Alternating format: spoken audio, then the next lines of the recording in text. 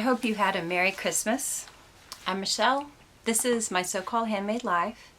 I have a blog by the same name, and that is my handle on Instagram, my so-called handmade life. On Ravelry, I'm Mamatronic, and also on Flickr.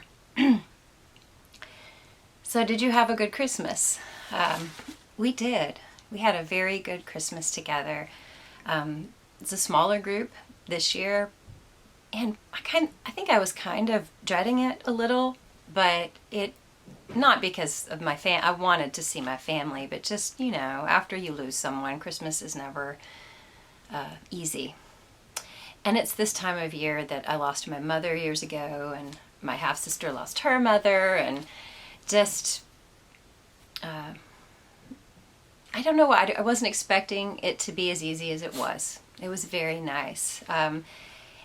It means a lot to have family all together that love one another, that listen to each other without prejudice. Just, it's easy. Everyone cares about everyone else. Everyone's voice is valid. Everyone is highly esteemed. That is very special. And I know that's not always common, and that's why so many people dread going home for the holidays and things like that. But that's what we had this year, and I'm really grateful for it.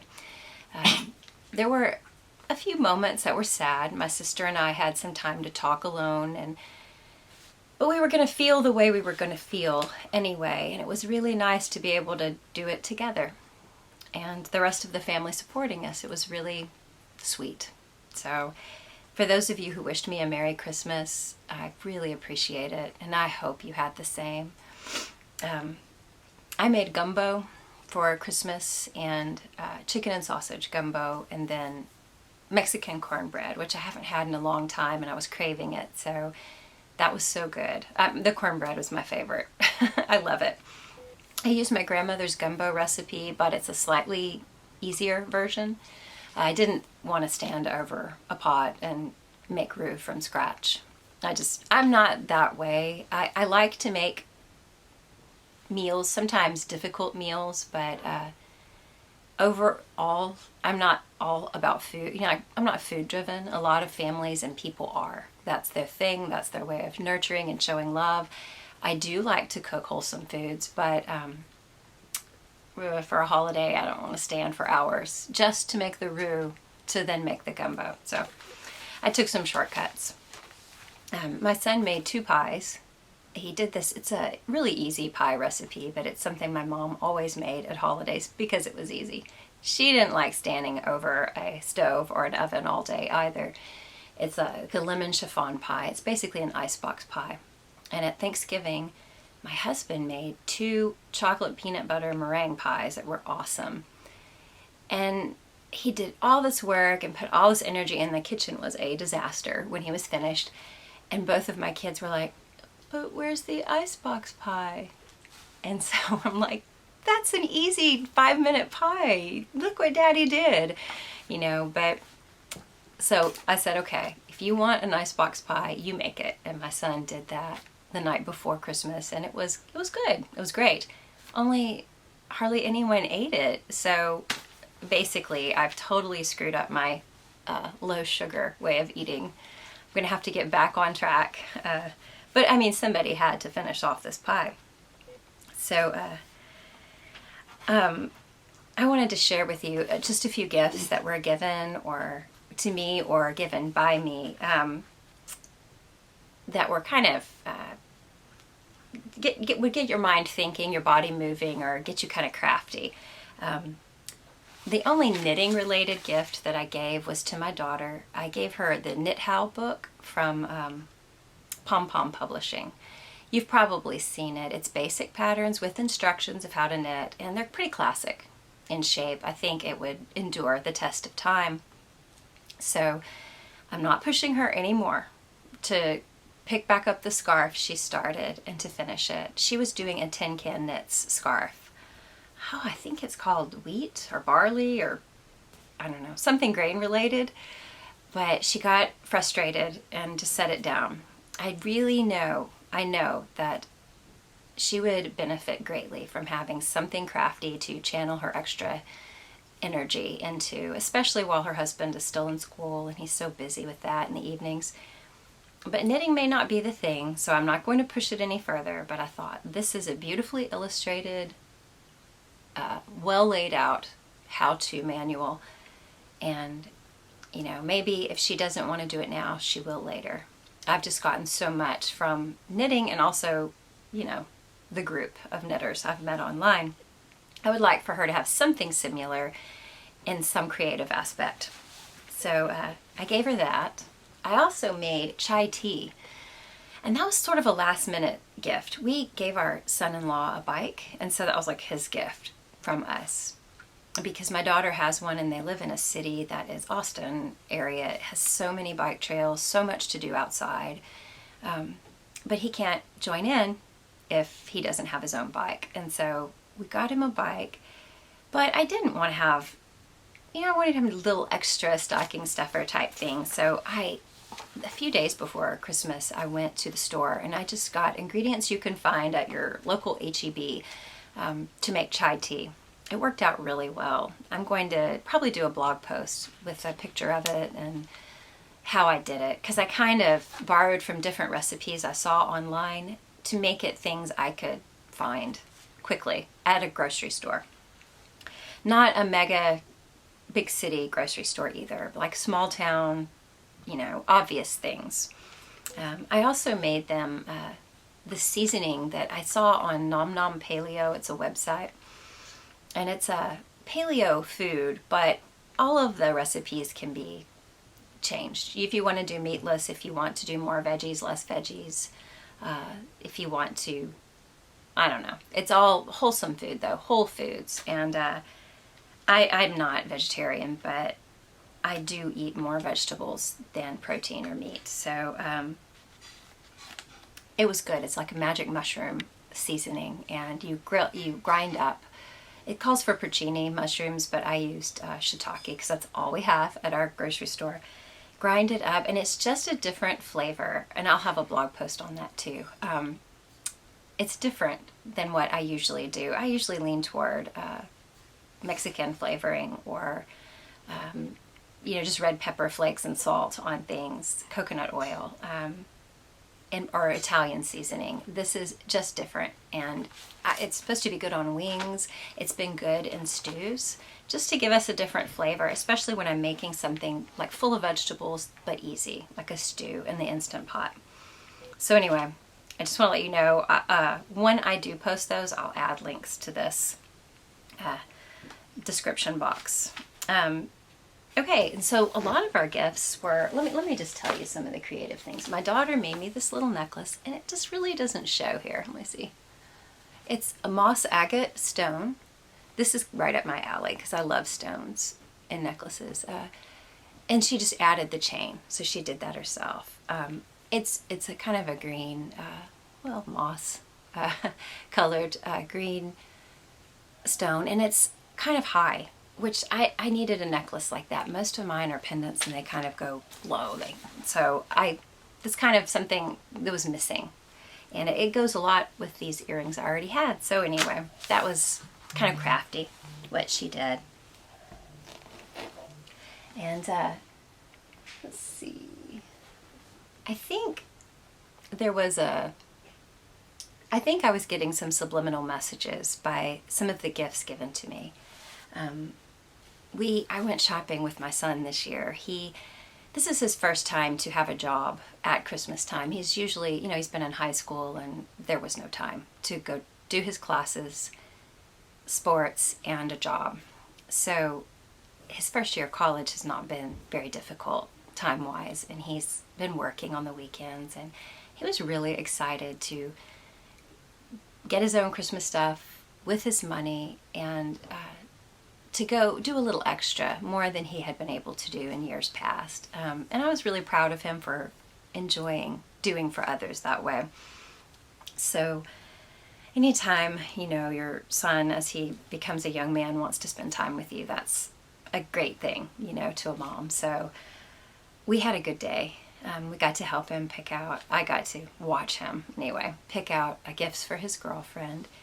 And I actually, because of podcasts, I watched like Vlogmas episodes. I saw the idea of a Harry Potter sock advent calendar, and she loves Harry Potter, so that's what we got her, and she loved it.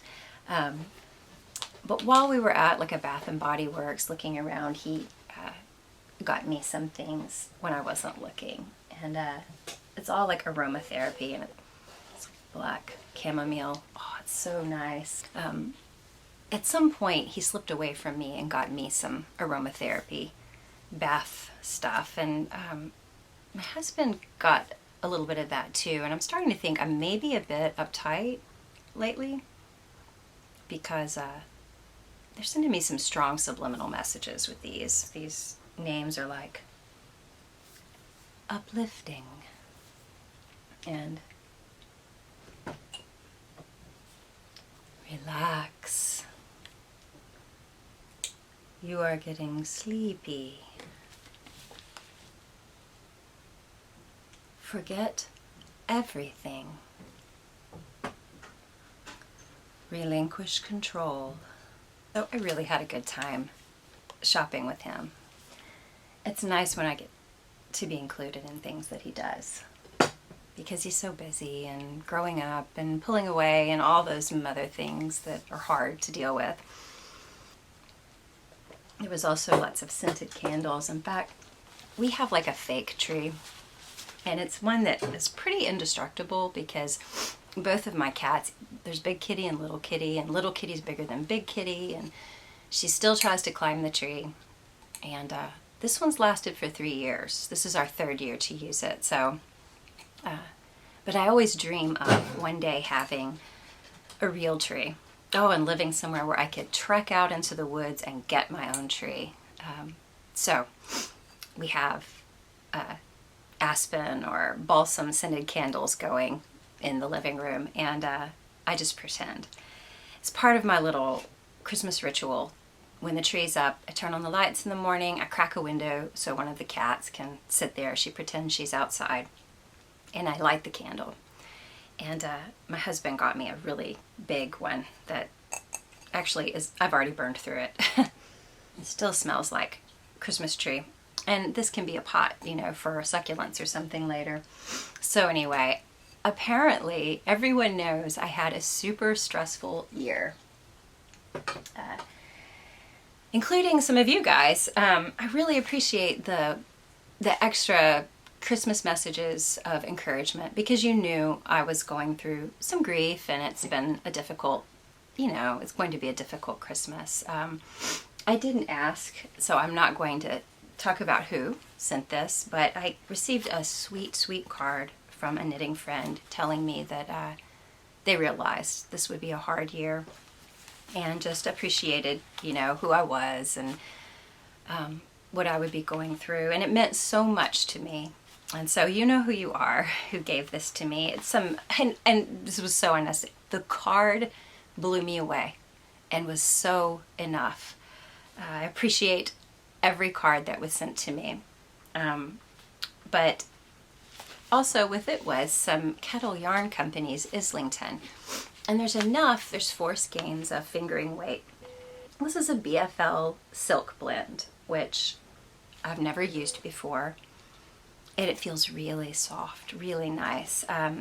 It's kind of fine with that sheen that silk will give, fiber, and still durability of BFL. I love this. It's beautiful. It makes me think a little of the yarn floozy yarn I'm using for my floozy cardigan, which I had to set aside for another test knit. I didn't have to, but it turns out I did because I made a mistake and got started late on it.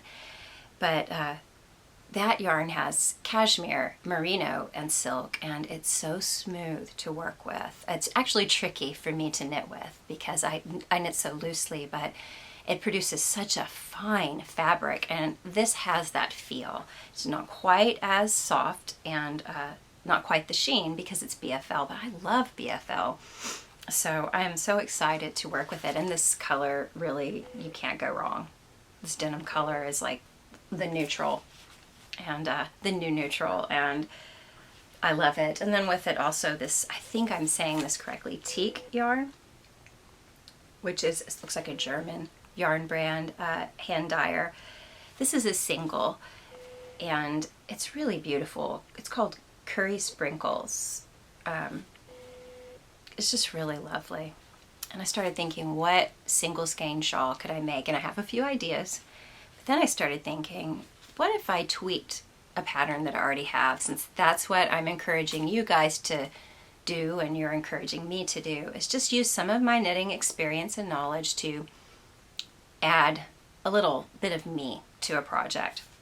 So it's got me thinking about this, and I just really appreciated that so much. I've received a few cards from friends, knitting friends and others, were encouraging me through this season. And then I was really surprised by a package I received from, and Frauke said I could say her name, and she's a part of our little group here on my so-called Handmade Live. It was in the package was some tea, which actually I am trying one of them right now. And it's, oh, I can't think of the name of it, but it sounds like it's a Christmas time spice tea. And it's really good. I'm a big tea drinker because I had to give up drinking caffeinated coffee so much, so I moved to teas. So good. With it, with these couple of teas in there was a kind of, I'd never heard of it before, but if you live in Europe and especially Germany, you probably have stolen bread, I think is what it's like many versions of. It was stolen confect, which to me, as an American, it tastes like, it's kind of like snickerdoodles or sand tarts mixed with a cinnamon roll. So there's raisins and powdered sugar, really good. And I've never had any packaged cookie like that at all. In fact, it doesn't look like something that would keep in a package. It looks a little more homemade. Oh, so good. And we devoured that really quick. With the package, she had a Handmade with Love project bag. And I don't know if you can see, this is patchwork quilted sock sack, say, you know, a small project. And there's a little heart here. Oh, it's so sweet. I love the little fabrics. I can't imagine the time and effort that went into this. I don't sew, as you know. I've only done very basic things. But to me, this is the hardest kind of project bag to make. And for, okay, I don't know how many project bags you've made in the past, but this is excellent. She said, oh, it's not perfect. It's perfect for me. And then the lining is so sweet. This was just a little something to bring me cheer at a time that might not be so cheerful. It was not necessary to send a thing. It really wasn't. The words and just the kind communications I've received are enough. But I had to show this because of the time and love that went into making this. It was really special, and I appreciate it so much. Even the drawstrings are kind of a felted roving, which is perfect for a knitter. So yeah, this is going to be my favorite sock sack for sure. And now I need to get busy on making socks again. With that, she had this, you've probably seen this, but I've never used Regia Perfect. I don't think I've ever used Regia yarns. I'm thinking it's kind of like Patton's Croy is to where I live. It's available at hobby stores. I'm thinking Regia might be that way in Germany. This actual, it shows you the self-striping pattern that you will get eventually in your socks. And I thought, I think I've seen this on websites before when I would look for sock yarn that was self-striping, and this actual color scheme, I really liked it. So, and I like that it's kind of gender neutral. Like, you could use this for a man or a woman. It works for anyone, a boy or a girl. So I'm interested in trying this. And I've also heard Regia is a good, durable sock, like you could wear every day. So Thank you, Frauke. You didn't have to do this at all. But I was just blown away. I was so touched. I didn't post an episode when I normally would have. Like, I'm wanting to get back on a weekly schedule, and for sure not longer than 2 weeks. Although it's the holidays and I feel like being with your family is the most important thing. I actually got a huge migraine. It was looking like it would be the worst ever. Every time I get them, it seems like it's worse than the time before, and not just in my head. But it actually was a very good thing. I believe I told you in my last episode that I had talked to my doctor. I identified, it's a certain type of migraine that I'm getting called a menstrual migraine, basically. And it's linked to your cycle, so it's like more often than every month. And 5 days at least of pain. I don't sleep in those 5 days. I barely sleep at all. It's very fitful. So then it takes, say, a week more to kind of make up for your sleep, but because I am so easily woken, if my sleep rhythm gets disturbed, it takes days to get back into a healthy rhythm, and I just never achieve that before it's time for another migraine again. So anyway, some of that I've mentioned, and I think I told you that my doctor came up with a first attack at what this has to, I didn't understand, like a vasoconstriction of blood flow. And then you take medicine and it opens it up, and that can actually cause like rebounding headaches when either it loses effect or it takes effect. So first we came up with trying to attack it the first 2 days, and if we got it under control, I might not need medication or as much the rest of the time. First I tried turmeric. I started a day before I thought I would get a migraine, and I can say this, I learned a really interesting thing. The turmeric works like ibuprofen. I was taking 1,000 milligrams 3 times a day. It worked as well as ibuprofen for other aches and pains. And since I've used it, when, say you pull something, a regular person's headache, totally it works, and it's much better for your body. It's not as damaging to your stomach and your liver or kidneys. So that was interesting to learn. However, like ibuprofen, it did not affect my migraine at all. So then I moved into a new triptan that he'd given me, and it releases slower than what I was using in the past. In the past, I took one that was pretty high powered, but it released fast and it wore off fast. And then I would have these rebound headaches, and they're always worse than before. And so over a 5-day period, I'm getting like 4 rebound headaches and taking more than you're really supposed to take in a day of this medication. So I tried a different one, and it worked. I had 1 day of terrible pain. I lost sleep one night, but after that, this medicine kicked in. So I kind of needed that period of time to play with it and see how long it takes for it to kick in. So 24 hours is what it takes for this medicine to work for me. And then I was fine the rest of the time. So 1 day of pain instead of 5, and potentially I could predict when I'll get the next one and maybe reduce that to no pain or a few hours. So it was like a Christmas miracle, okay? It was good for me. But I didn't worry about posting because I just needed to get ready for Christmas. And I also kind of let go of Vlogmas. I was like on day 22, I think, because you really can't do that with a migraine. So looking back at the last year, at all of my projects and things, Lori had asked a question of us, what our most used objects are, what we grab the most. I was thinking, I made 20 things this last year and 4 pairs of socks, that's all. In 2017, I did a lot of socks, like 12 for a box of socks. This last year I only did 4, and I was a little disappointed that I didn't get more made. I plan in the next year to do more and to do some gift pairs of socks. So with those 4, I did find that heel flap that works best for me when knitting a traditional heel flap, and that was in Danny George's 'Twas the Night Before Christmas. I made a pair the year before and a pair this year that I modified the pattern. I left something out. I just wanted that heel flap. So that's something I discovered. Sarah W. and Carmen both said socks are the thing they grab the most often. And I thought about that as I tallied up just 4 pairs this year.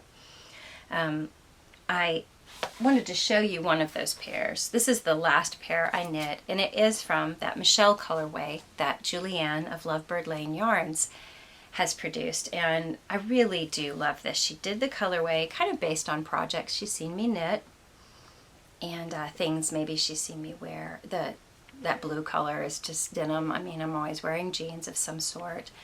And then there's a kind of a grayish purple, and I would say a mauve or a kind of a light burgundy faded. It's got a subtle look. These colors to me have the look of kind of sun faded colors, which I love.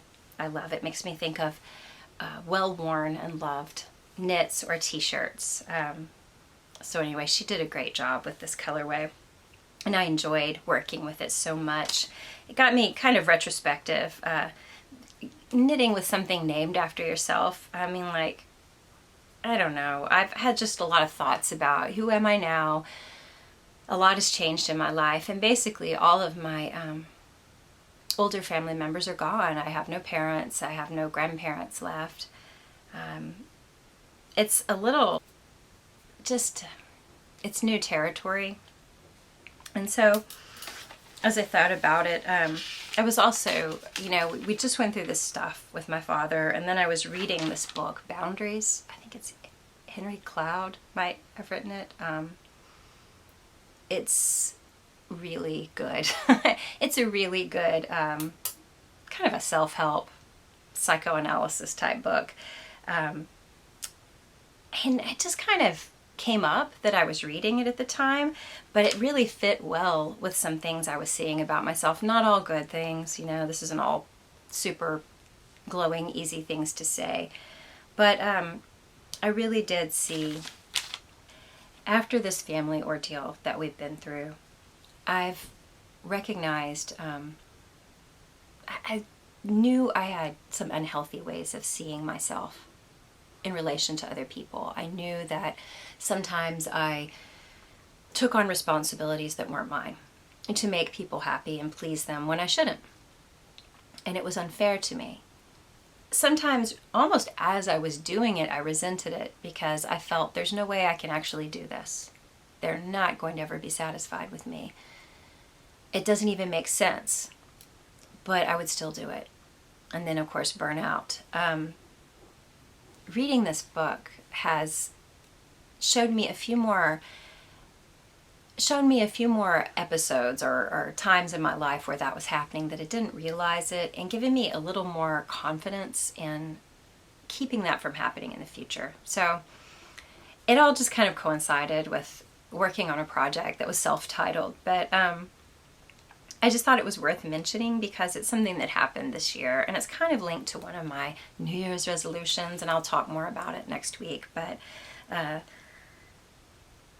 it was just a little, it was like a little like having a rug pulled out from under me, because my family had just gone through a time of grief, and then I'm vulnerable, and also all of a sudden I'm reading these things and saying, oh, that's me. Some of it's me as the aggressor, pushing someone to do what I want, but a lot of it was me being pressured. I was realizing how often I was blamed for how someone else felt that I couldn't control, and I had not actually done anything wrong. And so I think it helped define how I saw God for a long time. Like, he'll never be satisfied with me. I don't believe in like trying to be a good enough person that God loves me. That's totally pointless. No one's going to be perfect. But at the same time, not trying to do that, I still felt kind of bummed that, you know, I'm just never quite good enough, you know. And I just saw a few more areas. I've talked about this before. I've seen a few more areas where I needed to fix that, and how to go about fixing that, kind of retraining myself. Wait, stop. I started playing through that old routine, I'm not doing that anymore. And I'm not going to see God. I'm not going to let my interactions with other people in the past or the future define who He is. I don't want it to define who I am necessarily. I don't know where exactly this will lead in my thinking. Could be freeing. It was time to let all that go. And I suppose it's something you do throughout life at different times. You see a little more stuff that you need to let go of and you chunk it. And then a year or two later, you see a bit more and you get rid of that too. It's like a constant cleaning process, like we've been cleaning our homes this year. Anyway, I'm looking forward to, I don't know, how I will see myself and relationships with other people differently. So anyway, all from knitting a pair of socks. You too can have mind-opening metaphysical experiences if you knit the Michelle colorway. So I only did 4 pairs of socks. That was my point, right? That stuff I was talking about is a blog post in the future. It'll happen. And I know I didn't finish Vlogmas. I've got the posts up till the 25th on my computer. I just need to upload them. I just had the migraine and then I had Christmas and we had family in and it was just really good to spend time with my daughter and son-in-law too. So I took every opportunity I could and I had more opportunities than I thought I would. So it was worth kind of sloughing off responsibility for that. I do appreciate it though if you read it and enjoyed it and tried to make comments. It was good for me to write something every day, even if they didn't all get posted. I wrote daily. That was really good for me.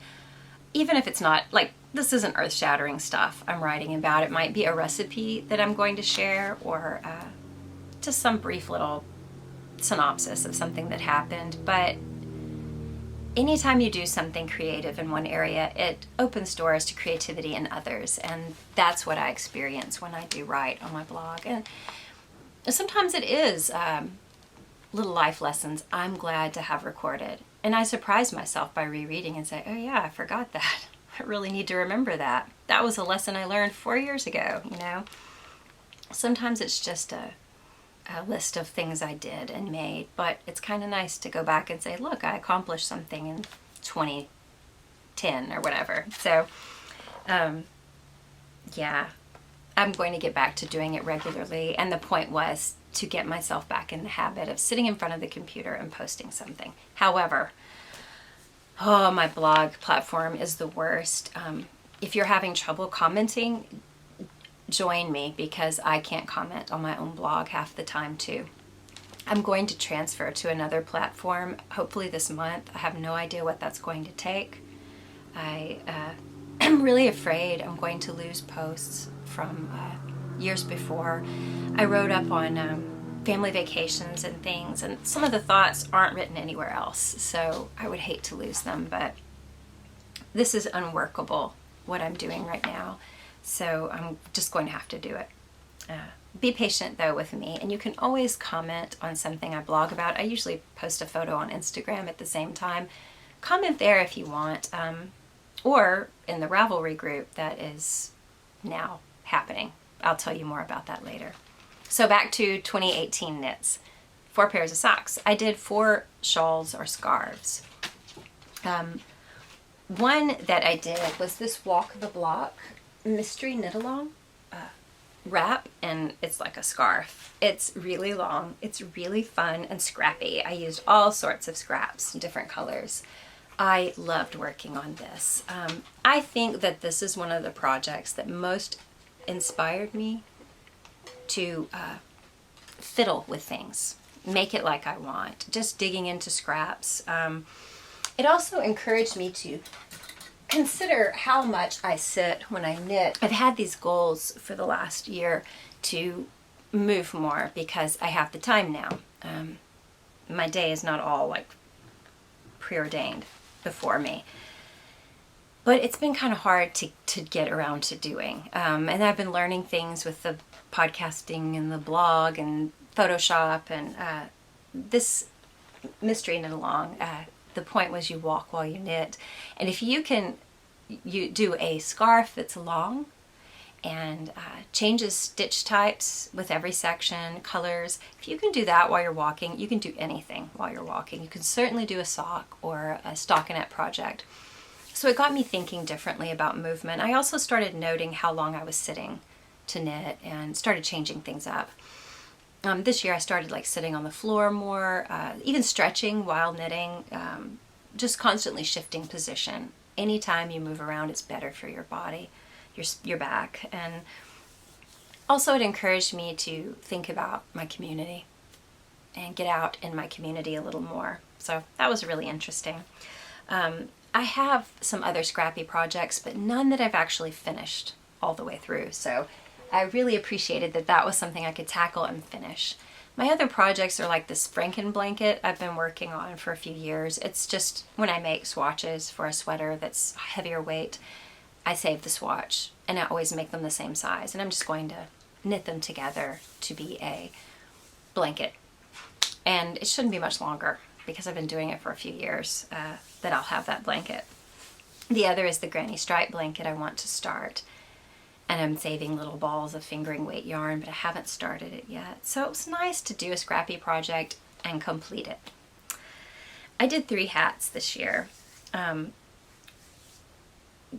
was super easy. I did it in Lion Brand yarn for my uncle. It was a watchman's cap, and I actually liked the fit of it. It would be great to wear to do work and things outside because it's washable, it's not precious, and I knew he wouldn't want precious yarn. It was a watchman's cap. I might be able to link all of these projects in the description box, but it doesn't give me unlimited room. Also Oak Crest, which I held a giveaway for Oak Crest. That was a little more patterned. It took a little more focus, but very, very enjoyable. It was a quick knit, like a 2-day knit in worsted weight. So it was very enjoyable for me. I think I used DK weight, but it's a worsted pattern. I enjoyed that very much. And it was a palette cleanser, sort of. Then I used Scrappy by the Farmer's Daughter Fibers for a cardamom coffee hat. And that took more focus, obviously, because it's color work, but something new I enjoyed working with this year was that Scrappy. It's a Montana Rambouillet single. That was really fun to work with, and I'd never used singles for color work. I didn't know how it would work. It worked out great, so that was something interesting I learned. I did 9 sweaters this year, which may sound like a lot to some people. It doesn't sound like much to me because in years past I kind of knit obsessively sweaters, but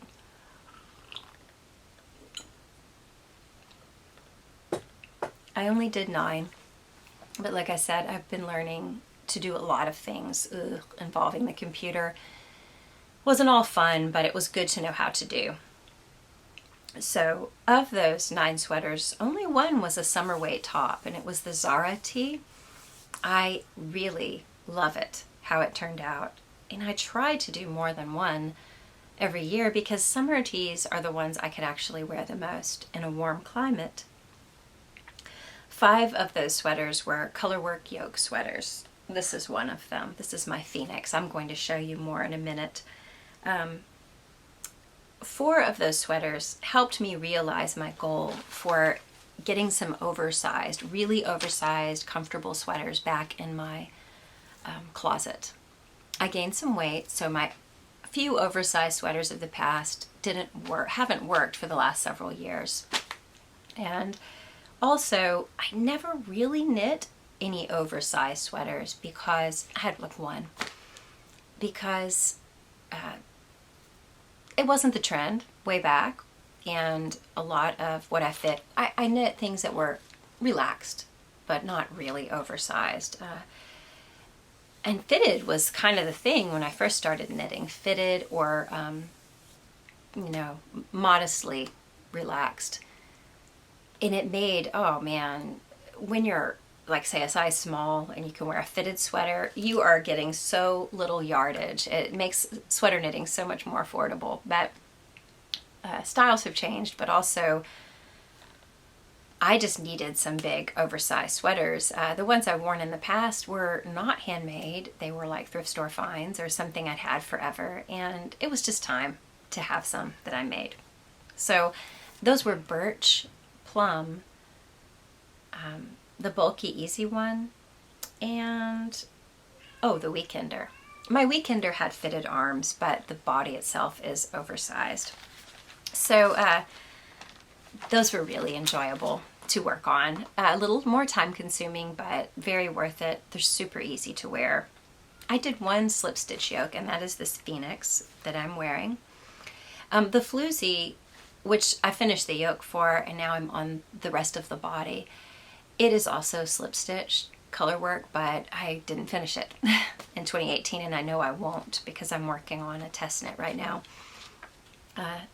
Those are my first times to use slip stitch, like mosaic knitting, for a yoke or for any color work, I believe. I did one all over color work sweater, and that was sea glass and driftwood. I think that I am really proud of that because I was proud that I found a use for some special tonal yarn that I had, but I didn't have much of it. So I located this project for it, and I had just enough to finish. I got my sizing right. My gauge was maintained through the whole pattern, which is really unusual for me. And it was just really intense looking at a chart and doing color work through the whole body. So I was really proud that I did it and I didn't screw it up. Some other new things that I tried was the Mueke yarns. I may be saying that wrong. Elena singles that I used for my plum sweater. So nice. I want to use more of that yarn. It's not, I have some budget-friendly yarn I need to use first, but I really loved working with Elena. And the Sukapi, like I had said, and Cardamom Coffee. Also, they just felt like real woolly wool yarns. I enjoyed that.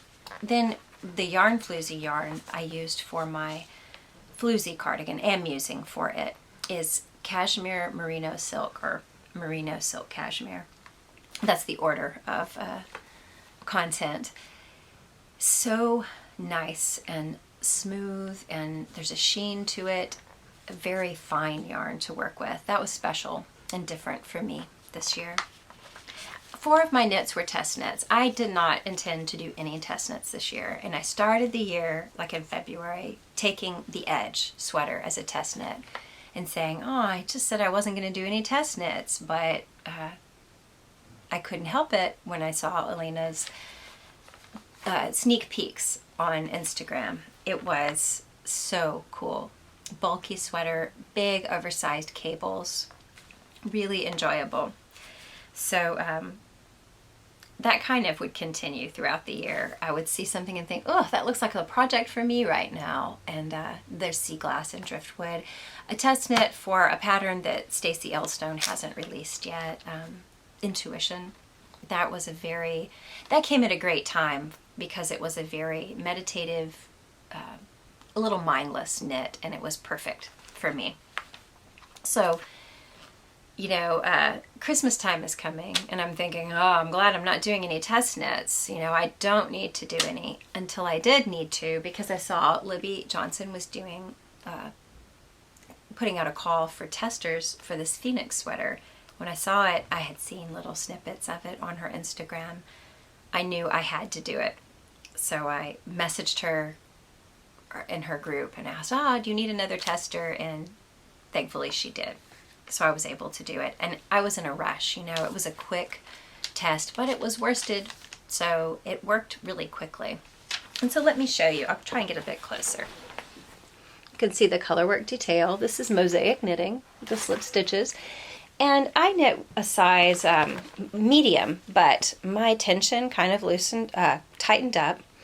What I ended up with was a little between a medium and a small. It's a little looser, especially the body. What happened was I tightened up on this color work. I'm not really used to working mosaic stitch so much. And so this is This is Wool of the Andes. Current is the colorway, and this is just some Wool of the Andes natural bare yarn. This tightened up at the color work. It still worked for me because I was knitting a size like a little larger than I had to have. You probably wouldn't have this problem if you knitted it. And also if you checked your gauge, I was just going to town, boy. And when I blocked it, I was able to lengthen it some. And like I said, I mean, it totally fits. Like, I mean, there's plenty of room. This is not tight on me at all. It is a relaxed fit sweater. It's just not as oversized as I thought it would be. And I was thinking I wanted that. So if I knit another one and this was a fast knit, you could definitely do this in 3 weeks if you want it. Easy. I will probably do a larger size and probably sleeves all the way down. I did want 3/4 sleeves for this one. I just threw this on over a shirt I was wearing today. I wanted to show you. These are 3/4 sleeves, but I would probably do full sleeves and a larger body and chill out with the color work. My problem is I'm a very loose knitter, and so when I'm conscious of that, I might overcompensate. That's my life. So I loved knitting the Phoenix.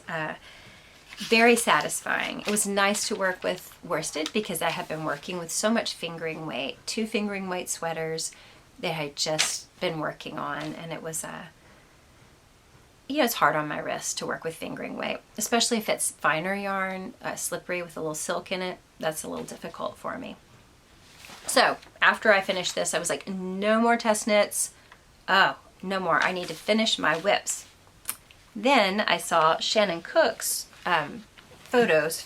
She was showing on Instagram of an upcoming cardigan that she was going to have testers work on and release soon. And she's calling it the Templar cardigan. And I had to try to be one of the testers. And then she goes like on a first come first serve basis, but I was all over it the minute the call went out.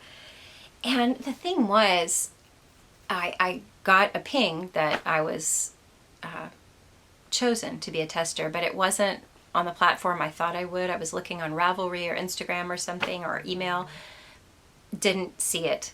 And so I lost a week of time working on it. So what I'm doing is like hurrying and catching up. I can show you this. I won't show you like when it's finished, but she said we could give little sneak peeks. So this is really nice texture. I'm using Patton's. Let me turn this. Here you go. I'm using Patton's Classic in Natural Mix. I loved making these pockets. It's so nice. And if you look on Shannon's Instagram, it's So Very Shannon is her handle.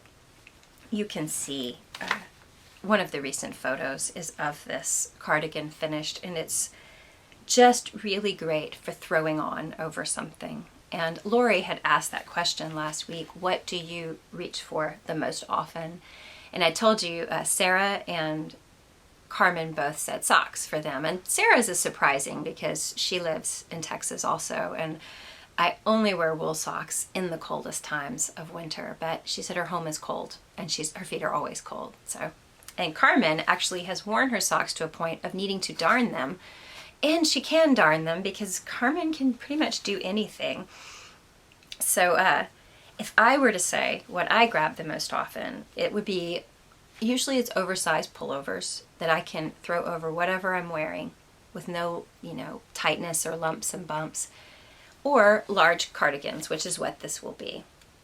For the same reason, they can be yanked off and as the weather changes here, because if it's cool in the morning, in the evening, it's probably not going to be during the day, the heat of the day. So Sarah Jane had said the same thing, that she reaches for big, cozy sweaters.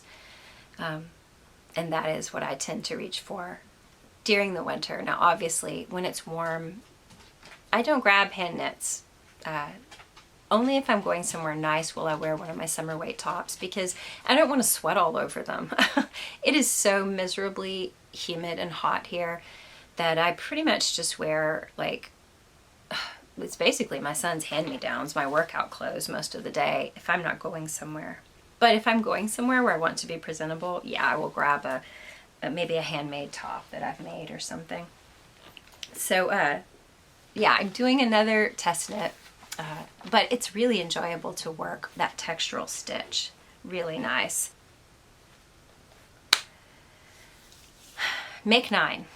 Are you going to do the challenge? I really don't care about the challenge that much. I can say I'm going to make 9 particular projects that I think I probably will make, but I know I'm going to make more than 9 things, so the actual number of things isn't a big deal. I will complete a lot of things, I know, in the next year, but I would like to complete a certain garments, sweaters, because I either have yarn for them or I've just got the drive right now. If I were to do accessories and make 9, I think one of them, well, there's Night Shift, the shawl. I showed you some yarns from Stonehenge, I think. Yarns, or yeah, I can't think of the name. I think it was Stonehenge yarns. Anyway, they were very colorful. I have a couple of skeins of chroma. It's not bulky. Maybe it is bulky. It's a chroma twisted yarn from Knit Picks, and what they look like is just a monotone marled yarn. So it might be a brown with a light brown spun together, plied together. So I got one that was green and one that was blue, and so there's a more uniformity of color to those skeins, and I think I'm going to substitute them for 2 of the very colorful yarns. They were called Crazy skeins, just to kind of tone down my Night Shift. I would like to do that. Another thing I wanted to do was Knits About Winter, this Emily Foden book. Everything in it is so special. And there's a sweater I've been wanting to make for a long time in here. It requires holding, I believe, a sport weight yarn with a lace mohair. She has quite a few items like that in this book. I can't find the Soiree. That's what it was. Soiree. You can see she had that in Pom Pom Publishing, but she has released it in this book by Pom Pom. So I still want to do that, but I think I want to use a yarn that's new for me to make this full moon wrap. So I don't know if you can see the texture there. It's really great. And this actually excites me, like I've been talking about, to kind of tweak a pattern or insert something similar to this into a wrap, or this into a different type of pattern. It just makes me feel crafty. It would be a new yarn for me that I would be using. It is Briggs & Little. I purchased a kind of a bulk quantity of Briggs & Little. It is, you know, if you live in Canada or have used it, it's considered an everyday yarn, like maybe Cascade would be to me. The colors are great. I was watching a Celtic Cast On podcast probably a year ago, and she interviewed her friend, Kelly interviewed a friend who was saying that she felt Briggs & Little, their colorways rivaled Brooklyn Tweed. I don't know why I remembered that. I didn't think about it until I received them in the mail, and I was like, wow, really, they do. There's a lot of depth to this. So this is a singles base, and it's called Evergreen.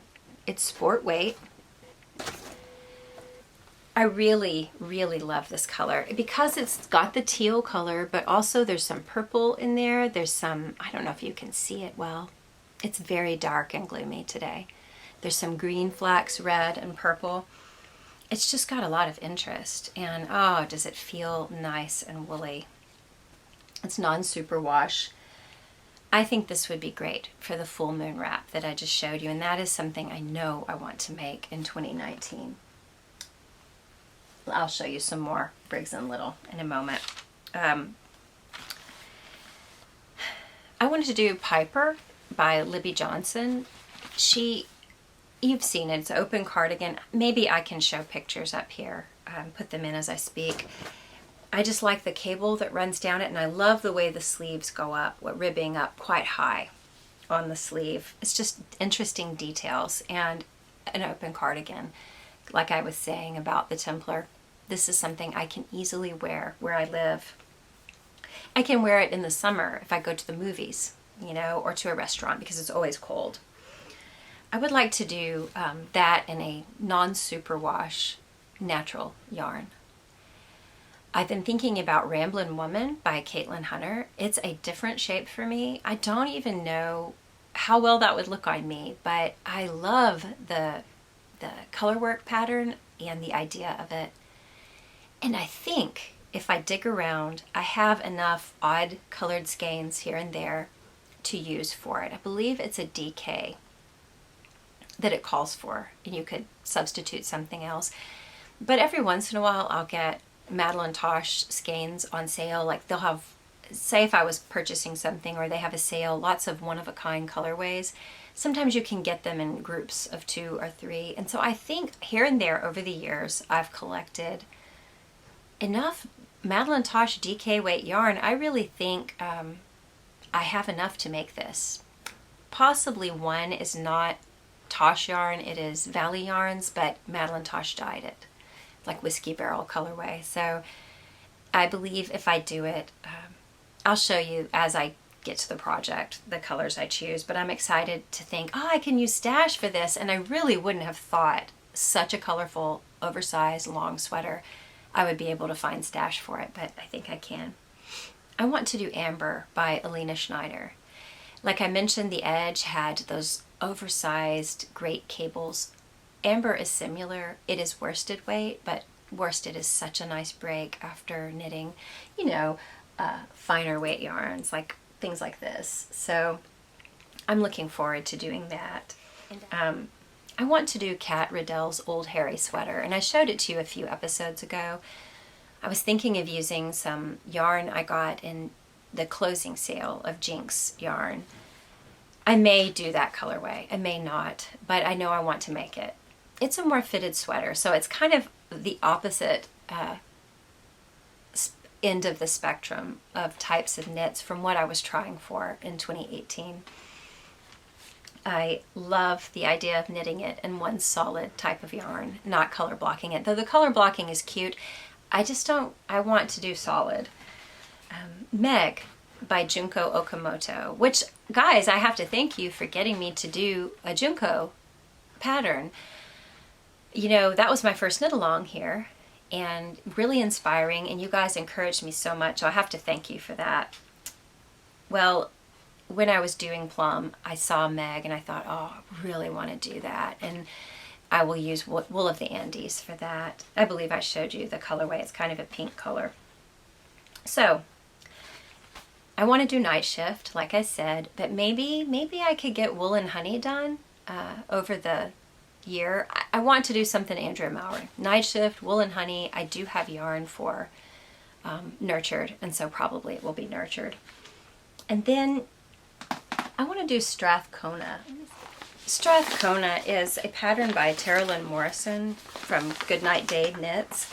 It is like many of her patterns. It is a super bulky weight yarn that it calls for. That presents a problem for me because though they're so satisfying to knit and very quick knits, it is hard to get a super bulky weight that I think is good quality yarn in the right amount at an affordable price. I talk a lot about bargain yarns, but I don't have any problem with, using yarns that you have to pay more, right? We've talked about earlier this year. Sometimes you pay more for yarns that are ethically sourced and with animals treated appropriately. I don't have a problem with paying more for yarn, but I do have kind of a stash of sweaters quantities that I've gotten in the past, big sales at my Joann's or something, and I would like to use them. I found, so when I say I found a bargain on super bulky yarns. I don't believe you have to, always find it at a bargain at all, but I felt that I couldn't pass this up because there are several Tara Lynn Morrison patterns I would like to knit, and I've tested some of her patterns before, and I did not have the quality of yarn I would have liked to have had. I didn't have it on me, and it was like a really quick deal. Would I test knit? Yes, and I did it with what I had on hand. I didn't love the yarns I was using. I did on a few, but not many of them. I didn't love the yarn I was using, and I thought, okay, well, the pattern works great, but I chose yuck yarn. One of these days, I want to go back and knit this with some yarn I really like. So I have nothing against acrylic wool blends, nothing at all. I just have, finding a color you like, all of that, it can be difficult. So I wanted to use 100% wool. However, I'm not going to wear a super bulky 100% wool sweater very often. I would like to get yarn I feel is quality, but I don't necessarily want to pay an arm and a leg for that yarn if I may not even wear it in the next season. So what I found was on Etsy, I found some drops. It's called Eskimo. I don't know. That's tacky. 100% wool yarn. It's in an army green color. And I feel this has that roving look and feel to it. I think it is comparable to Wool and the Gang,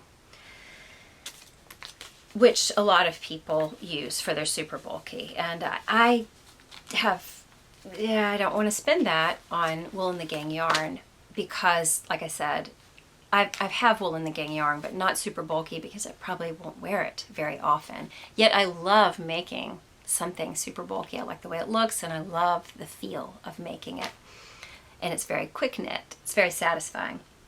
So I looked for some different things online that were within my price range, and this is what I found on Etsy. It was a really good deal, actually.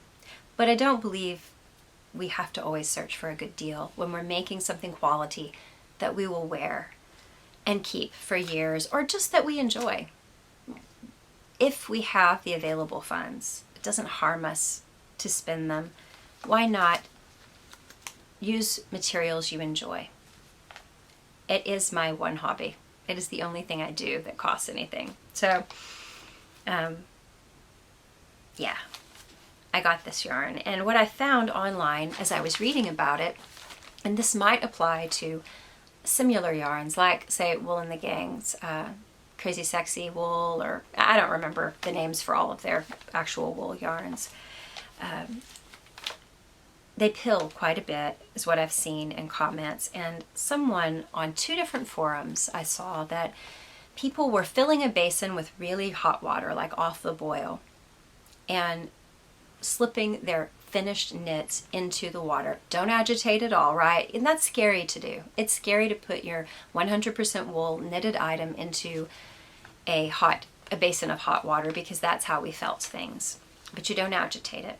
And then you just pull the drain after a few minutes, let it sit, rinse it with cold water, and somehow it sets the wool, it seems.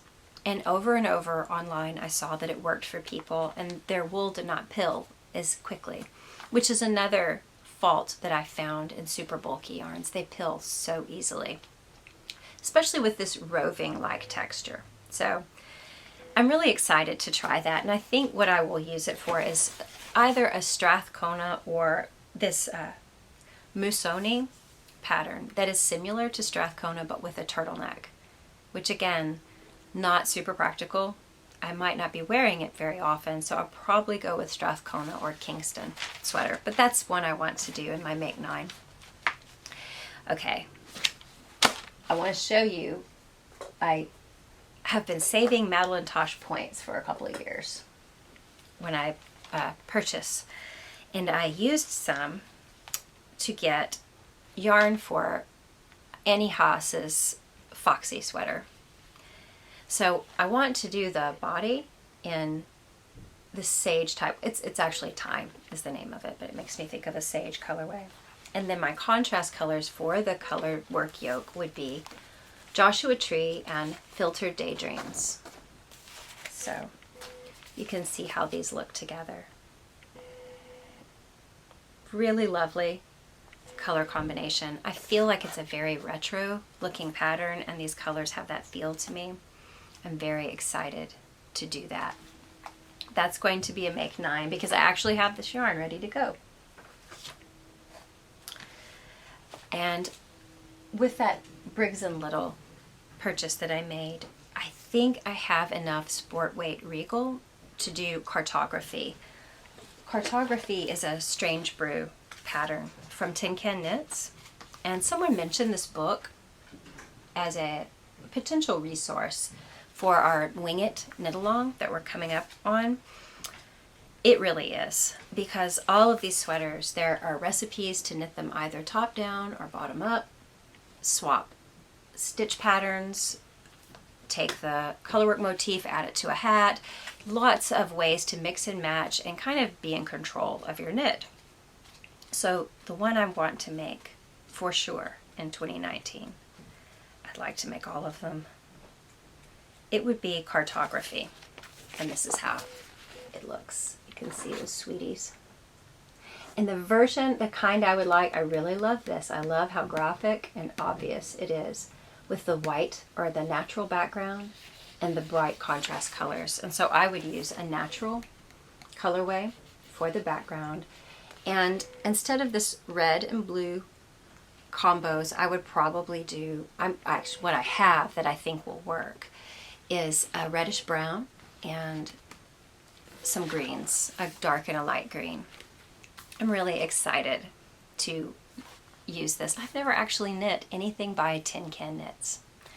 If I help my daughter out on her scarf, that won't be true anymore, but I think this will be my first pattern by Tin Can Knits, and they're just prolific. I mean, and the fact that all of these pattern sizes, they go from the tiniest of babes up to any adult size you would need. I love that and how accessible that is.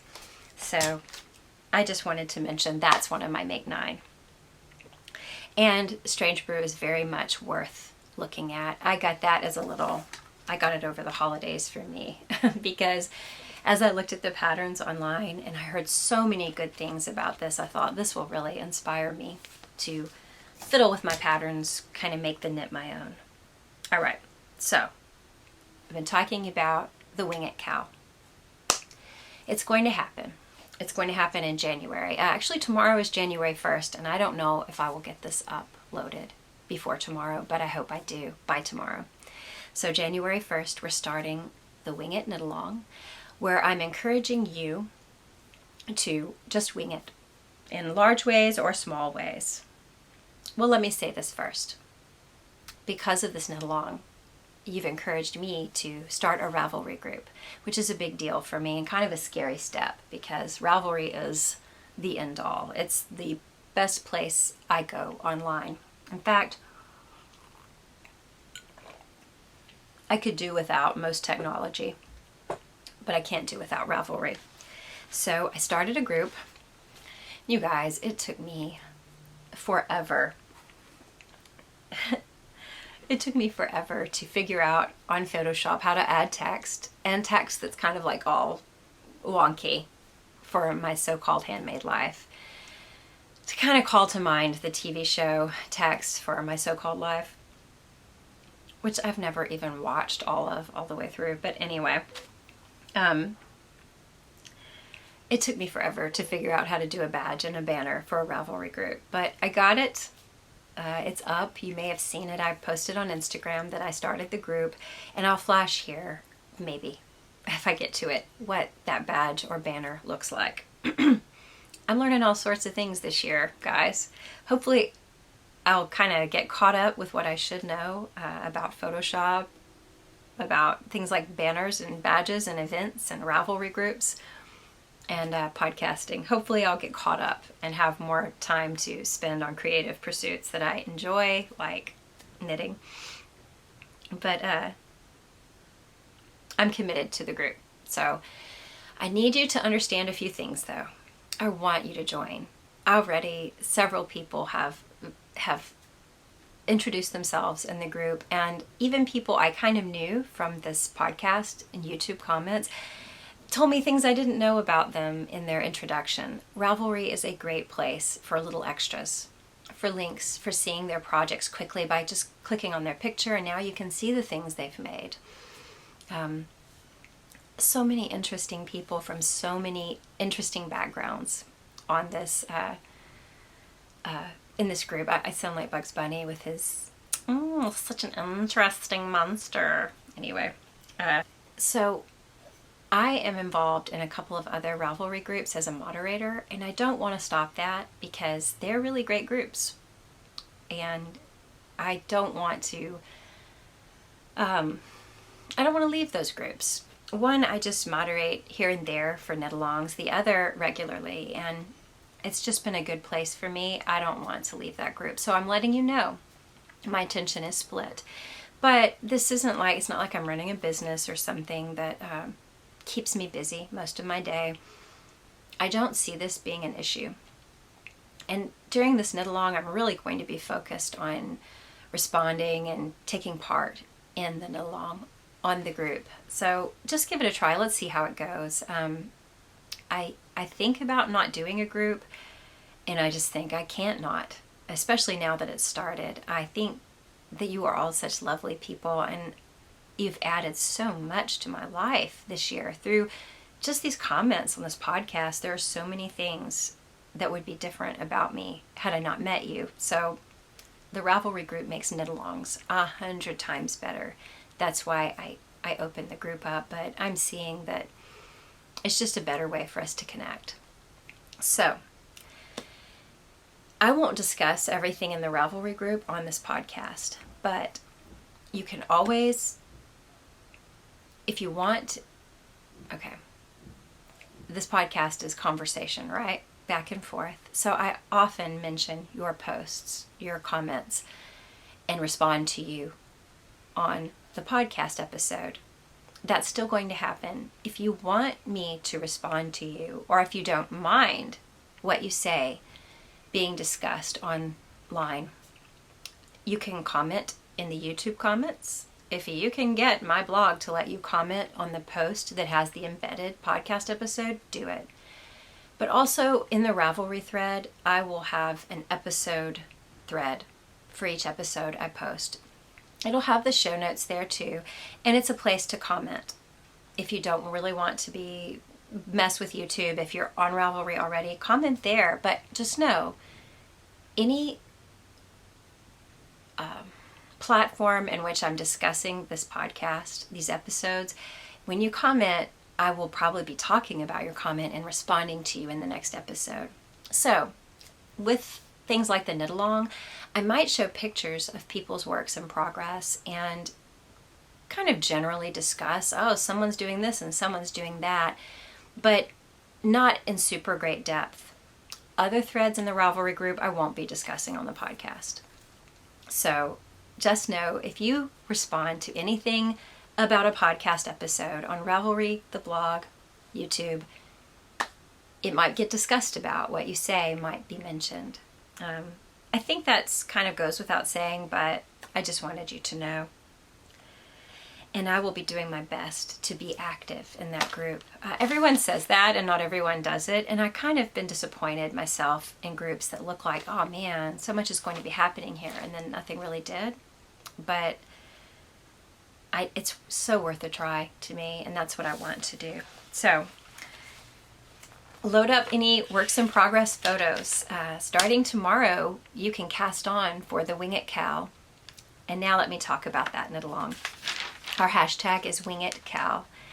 And in it, we're encouraging one another to wing it, maybe just a little.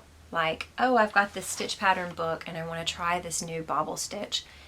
I'll just make a dishcloth. I'm just going to cast on 40 stitches and just knit till I want to stop, and that's a dishcloth. Bind off, there you go. There's an entry for the Wing It Cal. Maybe you have a sweater you've been eyeing. You want to do this sweater, but you would like to add some colorwork stripes, or maybe change the colorwork yoke. Do it. Substitute a different cast on. Or maybe the sweater is in fingering and you want an oversized version, so you just want to use worsted weight instead of fingering weight. Instant larger sweater. A lot of you are doing things like, well, I'll talk about it. That's what I'll do. So I'm going to try and go all the way and come up with a sweater design that fits me and what I want, and I don't really borrow from patterns, although I can. There are several patterns, and I'm going to be posting it in the Ravelry group, that have inspired me, that I knew I'd like to do something like it, but not that. But I don't really even want to loosely base it on a pattern. I really kind of want to totally wing it, but we'll see what I get done. And that's where the Briggs & Little that I ordered comes in. These are the colorways. I may have shown these already that I want to use for my sweater. This would be the base, a natural color, and then this gray heather, which is actually a grayish blue, and I forget what this one's called. I forget the name of this. It's brown heather maybe, or something, but it's got a lot of green and blue flecks in it. And do you see what they meant when they said this looks a lot like Brooklyn tweed? It really does. It's woolen spun. It's really rustic, and all of those flecks of color just make it special. So some sort of plaid, maybe a textural plaid with these colors. Mainly the off-white, oh no, or it might be mainly this. I don't even remember which one I got more of. And then these would be the contrast colors. So that's all I have so far. I meant to have more for you guys planned, but I had lots of surprise activities for the holidays and a headache. So I'm just pleased that I did what I did. You know, I'd said in answering Lori's question what I grabbed the most. It's oversized pullover or cardigan. Sarah Jane had said, yeah, oversized bulky sweaters work best for her. That's what she grabs. Not bulky, but just oversized, comfy. That's what she grabs the most. And she's wanting to do something, a comfy sweater with color work for her entry into the knit-along. Sarah W. was saying in the past, because I asked you, what's something you've modified? What are mods you've made? And what would you be considering modifying for this knit-along? Sarah W. said that in that Wendy Bernard book that I showed you in the last episode, there was a sweater pattern called Ingenue. She couldn't remember what her modification was, but it came to her. In trying it on, there was a lot of extra fabric in the underarm, and so she, I guess, ripped back and changed the raglan decreases or increases, and it fit much better. So that's a smart way to, and that's kind of scary, I would think, depending on how much you're ripping back. I don't remember if that's a top down or not. Sarah is wanting to do a poncho, and she's actually already done a version of this poncho. I've seen it because she lives near to me. And she used local wool. I didn't even know we had local wool. She used that and made a plain poncho. It's really nice. Well, she wants to do the same thing again, but this time to add some sort of lace or cable detail. So she's been in the group posting pictures and debating about what to do, and she's got that thread going. I really appreciate that, Sarah. So Carmen, last year Carmen drafted 2 sweaters for herself, I believe without any pattern. I remember one, the moss pullover. She's calling it moss pullover. I think I posted a photo on the podcast because she had said she was trying to use yarn she had and kind of just be creative, because that's something I've been trying to do more of, is kind of wing it. And she just knit 2 whole sweaters last year doing that. So this should be old hat for you, Carmen. A lot of her modifications, she said, just come from poor planning. She just didn't have enough yarn to finish the way she thought she would, so she has to make some changes.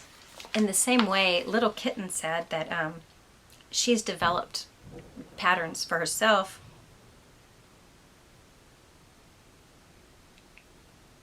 I saw the cat's neighbor, the neighbor's cat, a bunch of them scampering on the roof, and then I heard a really loud crash. Sorry. In the same way, Little Kitten said that she develops personal designs for herself around what stash she has available, which is wise. So like for this knit along, she has scraps in different colors. She wants to put them together and make a lap blanket for a relative, kind of following a hap pattern, but, you know, modifying it to fit her needs. I found that somewhere over the years, I moved from having yarn and saying, now what can I find on Ravelry that will work with this, to seeing patterns on Instagram. I think Instagram is the reason. Seeing it and saying, oh, I want to do that, and buy the patterns 20% off. And then I realized, oh, I don't have any yarn for this, so now I have to buy more yarn. I mean, I've fallen victim to that this year, definitely. I've made strides. I was doing really good about not amassing more stuff. Then I just kind of, this fall kind of screwed me up. But anyway, that is something I would like to do. You know, I do have a few sweaters quantities of Wool of the Andes or patents. And now this is a fairly recent purchase, but I have this. I want to use it and fiddle with a pattern or make something up to use it myself. But I think that's really wise of Carmen and Little Kitten for doing that. Little Kitten said she would be mashing up 2 different shawl patterns to make one, so just kind of mixing them up. Alexandra has done tons of mods. Her best so far was to knit the Hugo baby bonnet in a Marled version. And I don't know if you know what Marled is. I know it's the name of an Anna Maltz book, and maybe she coined the term. And it's basically where you use 2 colors and you make a 3rd color out of combining the 2, marling the 2 yarns together. So I'm not quite sure how she works that out in her patterns. But in looking at the patterns on Ravelry for Marled, I found that the Ruperto scarf is similar to the kind of plaid I would like to do in a sweater. Maybe not this one, but something similar. And I thought, that book might be worth looking at and seeing what her method is. I can think offhand you could use 2 strands of, say, blue to have the blue color, 2 strands held together of white. And then when you want to have a 3rd color, you do 1 strand of blue, 1 strand of white together. But I'm not sure how she works it out in her book. I would be interested to see. So I'm sure Alexandra's version of the bonnet was awesome. So she's planning to do several mods, and I guess more than one would fit in this knit along, and she'll probably just continue modifying for the rest of her life, because that's what she does, is to do a Tanya by Caitlin Hunter, but without the horizontal pearls. She's already made one itty bitty pretty sweater for her daughter. She wants to do another, but this time have it be all over baubles. Then she wants to take a shawl and replace the lace pattern in it with one from a different cowl pattern. So a little swap. And then I like this one.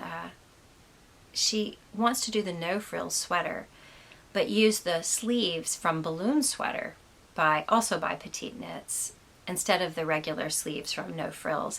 When I saw Balloon Sweater, I thought those sleeves would look good on No Frills, but I wasn't going to do it. Alexandra's actually going to do it. So I wanted to wear a pattern, a knit that I've modified for you guys. However, I also wanted to show off my Phoenix because I haven't had a chance since the holidays. What I'll do is show pictures. Also, I'm not quite sure where this tuxedo vest is. I'm not sure that it fits me anymore. I think it would, but it might be kind of va-va-voom, I've gained a little weight. So I don't even know where it is. So I'm going to flash pictures. But what I did, and I may have told you in the past, I combined Wendy Bernard's pattern from Custom Knits for a tuxedo inspired vest, which is it's cropped and it's low cut and it's just a very small accessory. It doesn't take a lot of yarn. I combined that with Stephanie Chappelle's U-neck back to school vest. Now that has more coverage, but I liked the idea of less yarn, and I had some Cascade Quattro. that I could use for the smaller vests. So I took the stitch pattern from the Stephanie Chappelle vest, which I believe was a broken rib stitch, and I swatched it out. I saw how many stitches it took to get a nice fabric within a certain number of inches, and then I compared it to the schematic in Wendy Bernard's vest and kind of figured out how to change my cast on numbers, how many stitches would be for each shoulder, things like that. And when I made I did the basic math to do it. I just inserted that stitch pattern into the sweater and it worked so well. It's really cute.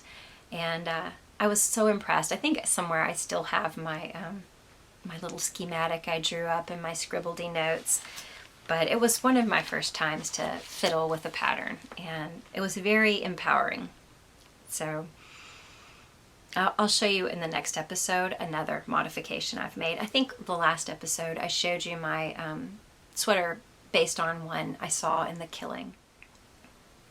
I shared with you that I was most proud this year probably of my sea glass and driftwood, because I actually managed to do all over Fair Isle with an even tension. I was really proud of that. I said that I learned a lot from doing Plum and the Walk the Block mystery knit along. And I found this Phoenix sweater and my oak crest hat, two of my most relaxing knits for the year. I would say if one inspired me to want to just pick up yarn and start knitting, making something up, probably Plum by Junko Okamoto did. And the reason is that not only is it sort of a stitch sampler, you could move from section to section where it's, ribbing, lace, cables, color work, and then back to stockinette, and then cables. That delights a knitter, and you can't get bored with that. But the idea that Junko's patterns are kind of one size fits all. You can change your yarn weight to make them even larger. All of them are very large. A lot of people don't like a sweater that fits that way. I do, and I kind of like the doability of it, that this is what I like, and she just made it and put it out there. Now, I love accessibility and inclusive patterns. I love the idea that you can get a book like this and it has every sweater. You can make one to fit any body you meet. I love that. But I kind of like also the idea of just do it. Don't worry if, don't worry so much about fit and sizing. But just when I cast on that Plum sweater, I was just like, well, whatever I get, I get. And it was very, very casual, and I liked that. And it made me want to just design my own sweater for myself more than ever.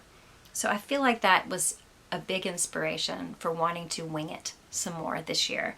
And I wondered what knits you have made in the last year that inspired you to move out on your own a little, not be quite so dependent on a designer or a chart or a pattern. It might not be a knit that inspired you. It might be something you see. Like, I get inspired by things I see on TV from vintage sweaters people are wearing in old movies and things.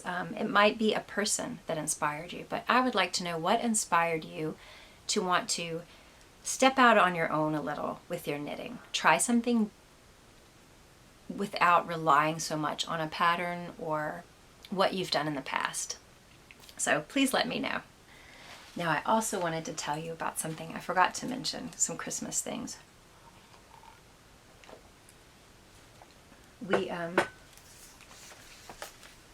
got some books for my daughter. I think I told you I've been reading the Expanse series.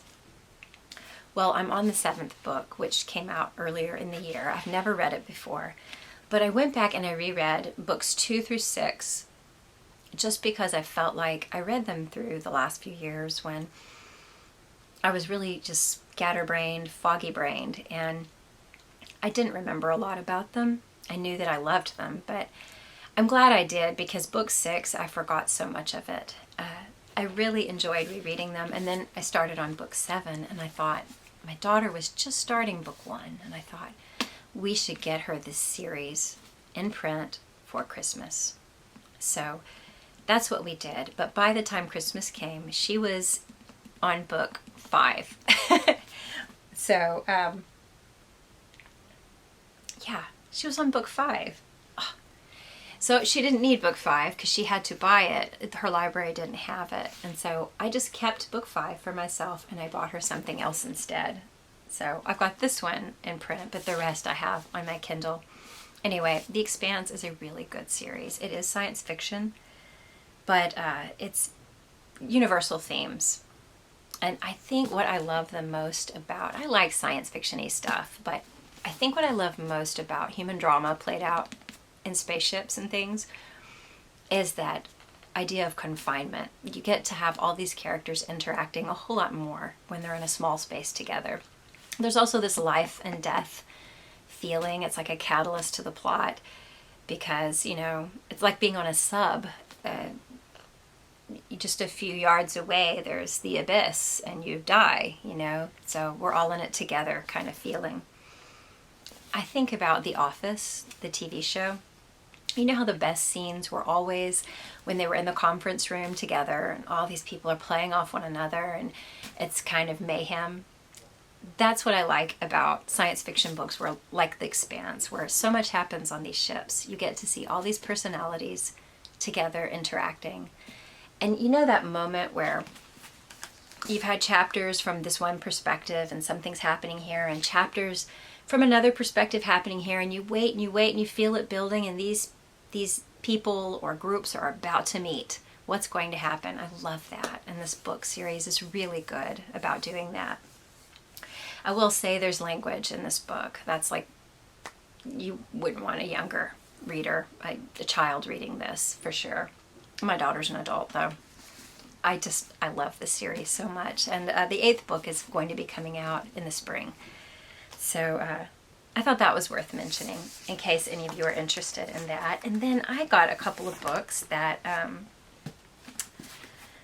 from my husband that I hadn't thought about. Like, we saw this movie, Ready Player One, but I actually fell asleep during it. Not because it was boring, just because stress and, you know, my hormones are still out of whack and I get tired really easy.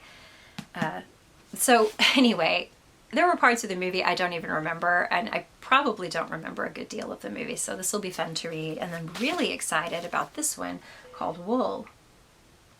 I'm pretty sure it's not this kind of wool that it's talking about. I have no idea what it's about. And the fact that it's this huge bestseller and I've never heard of it kind of excites me, because I love when I happen upon something and I haven't heard a lot of build up and stuff on, you know, TV and the internet, references to it. It kind of kills the fun when it feels like it's pop culture, everyone. I don't like to watch something and be thinking the whole time, this is the new Tom Cruise blockbuster. There's Tom Cruise. He's talking to whoever. I like it when it's unknown actors. The story is a complete mystery to me, and it's all being revealed at once. It just feels a little more of an escape because it feels a little more real. So anyway, Wool by Hugh Howey. I know nothing about it, except that it is frightening, fascinating, and addictive. In one word, terrific. All right, that's all I had to tell you guys. I talked forever and ever. I hope you all have a wonderful New Year's. And I guess we can talk about goals in the next week.